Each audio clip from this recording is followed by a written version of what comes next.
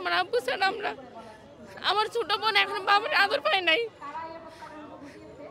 আগে চোখটা পানি বেরোচ্ছে, কেমন কষ্ট ছিলাম আমরা, এটা তো সবাই বোঝার কথা।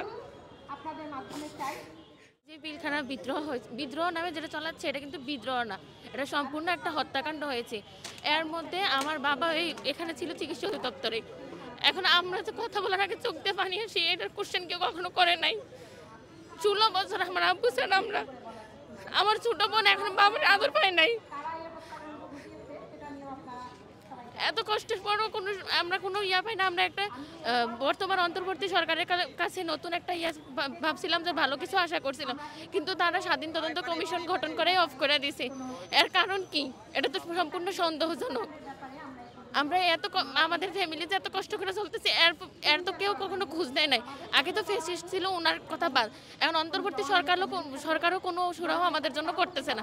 এখন আমাদের একটাই দাবি, যেসব আঙ্কেলরা বা আমার বাবারা যারা 16 বছর জেল কাটতেছে নিজে কোনো দোষ ছাড়া, কোনো অন্যায় ছাড়া, তাদেরকে যেন খুব দ্রুত মুক্তি দেওয়া হয় এবং খুব তাড়াতাড়ি যাতে স্বাধীন তদন্ত কমিশন গঠন করা হয়।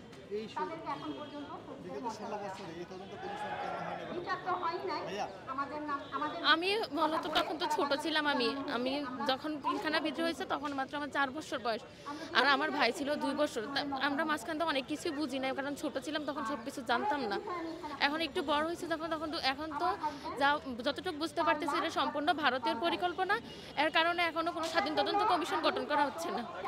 বাবার আদর থেকে 16টা বছর বঞ্চিত ছিলেন, আসলে কেমন ছিল আপনার 16টা বছর? এটা তো আপনি আমার দেখে বুঝতে, কথার আগে চোখটা পানি বেরোচ্ছে, কেমন কষ্ট ছিলাম আমরা, এটা তো সবাই বোঝার কথা।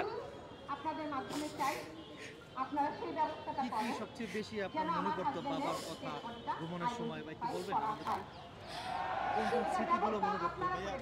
আমি বিশিষ্ট মুন্সি আব্দুর রউফ স্কুল অ্যান্ড কলেজে কেজিতে ভর্তি হয়েছিলাম প্রথম 2009 সালে। মানে ওই ভর্তি হওয়া থেকে শুরু করে আব্বুর পড়াইতো যে পড়াশোনা বা চলাফেরা সব কিছু অনেক পুরাটাই মেমোরি আমার কাছে। আমার ভাই ছিল 2 বছর বয়সী, আমার আম্মু তখন প্রেগনেন্ট ছিল, আমার ছোটো বোনের না। বাবা কি জিনিস, বাবার আদর এখনো পায় নাই। কি বলবেন অন্তর্বর্তী সরকারের প্রধান উপদেষ্টার কাছে?